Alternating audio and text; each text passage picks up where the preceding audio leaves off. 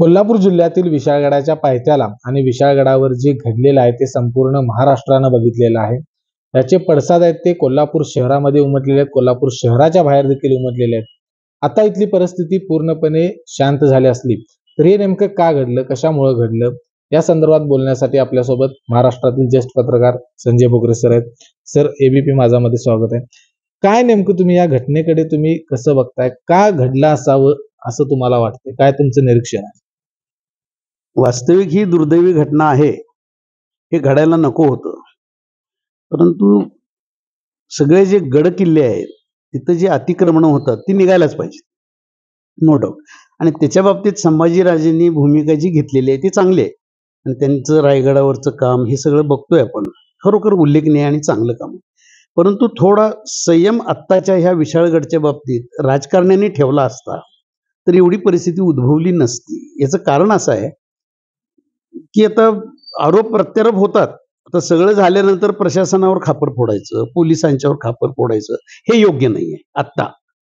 कारण पोलीस आणि प्रशासनानं काम केलं नाही का?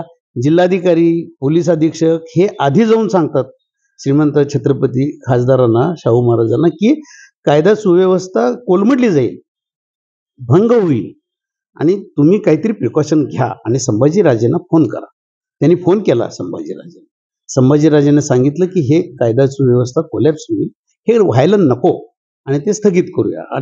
तर त्यांनी ते ऐकलं नाही आणि त्यांचं काय नाही, मला त्याचा न्याय लगेच पाहिजे आणि त्याच्यासाठी मला मुख्यमंत्री किंवा उपमुख्यमंत्री यांनी सांगितलं तर मी कुठेतरी ते मला आश्वासन ठोस पाहिजे, ही त्यांची भूमिका होती आणि त्यांचं चुकीचं असेल असंही मी म्हणत नाही।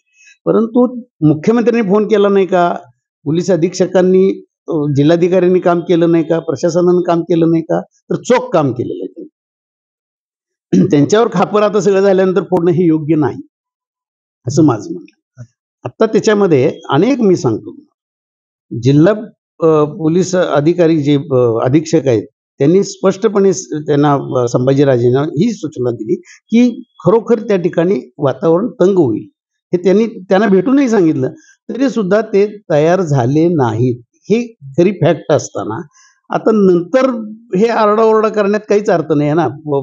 प्रशासनानं असं केलं म्हणजे उद्याच्या काळात आता सगळ्यात महत्वाचं काय आहे, त्या ठिकाणी मेन मुख्य जो दर्गा आहे रेहान मलिक यांचा, तिथं जर का काय झालं असतं तर संपूर्ण महाराष्ट्रात उद्रेक झाला असता, संपूर्ण महाराष्ट्रामध्ये।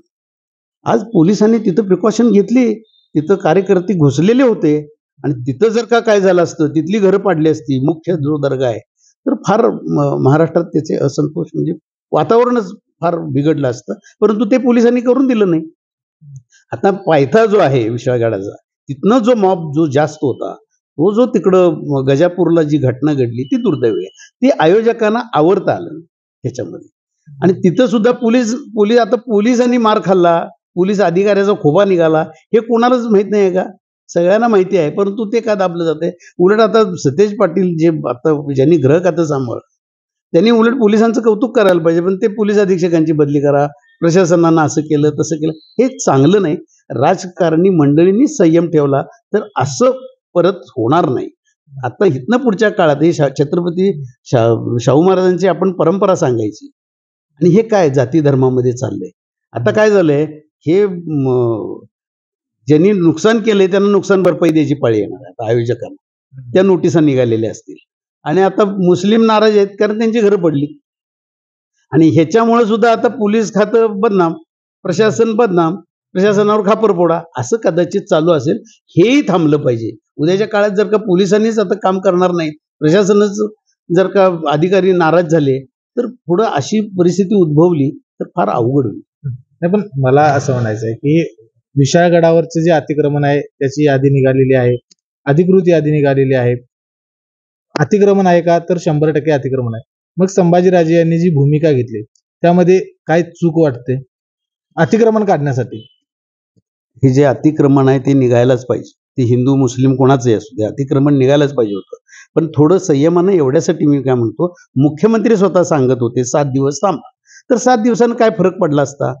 हे जे आता जे झालं याचे लोण पसरत गेले आणि गेलेलेच होते, परंतु तो वेळीच सगळं थांबलं। ते आता प्रशासनानं ते सगळं साफ केलं, अतिक्रमण काढली, परंतु हे पुढं काय झालं असतं? आणि मुख्यमंत्री खरं बोलतात का खोटं बोलतात हेही कळायला असतं ना 7 दिवसात. अतिक्रमण ते काढतो म्हणतात. आता तर त्यांनी सगळ्या गड किल्ल्यावरची आम्ही अतिक्रमण काढू असं आज मुख्यमंत्र्यांनी जाहीर केलंय आता. म्हणजे हे चांगली गोष्ट आहे. संभाजीराजेंची भूमिका योग्यच होती. चुकीचं त्यांचं काहीही नव्हतं. परंतु थोडं संयमानं इथनं पुढच्या काळामध्ये सुद्धा राजकारणी मंडळी संयमानं जर का वागायला लागली तर पोलीस प्रशासनाला सुद्धा लोड कमी होईल ना. का नाही होणार मला सांगा. आणि हे इथनं पुढच्या काळात जपलं गेलं पाहिजे. परंतु राजकारणातनं हे होतंय. आता राजकारणातनंच हे करायला सांगितलंय. अधिकाऱ्यांना वापरून घेतलं जातंय आणि अधिकारीच ह्याच्यात सामील आहेत. हे जे वावटळं उठतात हे थोड्या थांबल्या पाहिजे असं मला वाटतं. जर आपण बघितलं तर 1.5 वर्षांपूर्वी संभाजीराजे त्या ठिकाणी गेले होते. प्रशासनाला त्यांनी सांगितलं होतं की हे असं असं अतिक्रमण आहे ते काढायला पाहिजे. ही सगळी घटना घडल्यानंतर 24 तासामध्ये ते अतिक्रमण काढायला सुरुवात केली. हेच जर कुठेतरी आधी घडलं असतं तर हे पुढचं सगळं आपल्याला टाळता आलं असतं.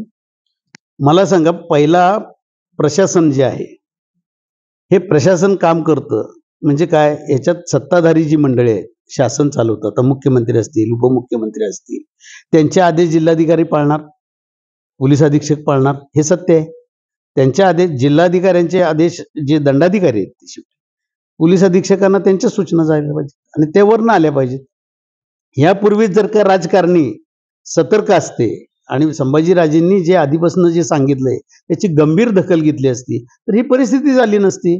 सगळ्याला जबाबदार सत्ताधारी राजकारणीच असतात कारण त्यांच्या हातात सत्ता आहे ना. त्यांनी काढायचं ठरवलं असतं तरी ह्यापूर्वीच निघालं असतं. परंतु कुणाचे तरी हितसंबंध असतात, जवळचे कार्यकर्ते असतात. तर जरा थांबा म्हणून प्रशासनाला सांगतात. प्रशासन थांबतं. परंतु प्रशासनावरच बोट ठेवणं हे चुकीचं ठरेल त्याच्यात. आणि आता मला असं वाटतं हे ज्या वेळेला आरोप होतात त्यावेळेला आता थोडं राजकीय बाजू बघितली तर उद्याच्या काळात आता मराठवाड्यात तर आता चालूच आहे ओबीसी आणि मराठा तिथं काही उद्रेक होईल का काय अशी सुद्धा शक्यता आहे. आता आज विशाळगडची परिस्थिती वेगळीच आवाक्यात आणली पोलीस प्रशासनानं म्हणून ते ठीक आहे. नाहीतर हे जर का असं चिघळलं असतं पश्चिम महाराष्ट्रामध्ये आज मराठवाड्यात चिघळायला लागलंय असंच जर का विदर्भ कोकण असं झालं तर संपूर्ण राज्यातली कायदा सुव्यवस्था बिघडेल आणि उद्या केंद्र सरकारला महाराष्ट्रामध्ये राष्ट्रपती राजवट लावण्याची पाळी ही परिस्थिती होऊ शकते. याचं गांभीर्य राज्यकर्त्यांना राज्य शासनामधल्या सगळ्या अधिकाऱ्यांना सगळ्यांनाच असली पाहिजे. परंतु विशेषतः मुख्यमंत्री उपमुख्यमंत्र्यांना असली पाहिजे याच्या. धन्यवाद सर. तर आपण बघितलं की विशाळगडावरचं अतिक्रमण काढणं गरजेचं होतं का तर 100% गरजेचं होतं. मात्र पुढाऱ्यांनी नेत्यांनी या सगळ्या संदर्भात कुठेतरी संयमाची भूमिका घेतली पाहिजे होती. कारण हे जे चित्र महाराष्ट्राला बघितलेलं आहे महाराष्ट्राच्या बाहेर बघितलेलं आहे ते कोल्हापूर सारख्या जिल्ह्याला शोभणार नाही. त्यामुळे इथून पुढे काळजी घेत असताना नेत्यांनी संयमाने घ्यायला पाहिजे. कारण प्रशासनावरती देखील कामाचा लोड असतो. प्रशासनाला वरून ऑर्डर आल्यानंतर मग ते कामाला लागत असतात. त्यामुळे त्यांना देखील दोषी धरता येणार नाही अशा पद्धतीची भूमिका आहे ती बोकरे सरांनी मांडलेली आहे. विजय केसरकर, एबीपी माझा, कोल्हापूर. एबीपी माझा, उघडा डोळे बघा नीट.